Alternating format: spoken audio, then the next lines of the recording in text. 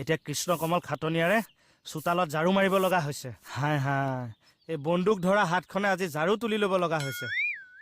তীৰ্থ ভ্ৰমণত যায়। তোক ঘৰত মই কাশী বৃন্দাবন দেখুৱাই আছো। পত্নী থাকিও আজি বৰলা জীৱন মোৰ।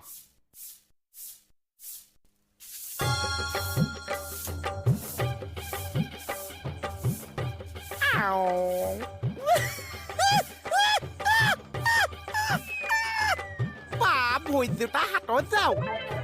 মতা মানুহ হৈ চোতাল সাৰো। আপুনি মানে তিউতা চেৱা।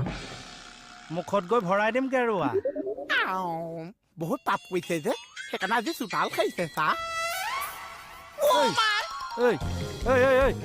এফালা তোকো জাৰি খেতৰ জাৰি দিওঁ।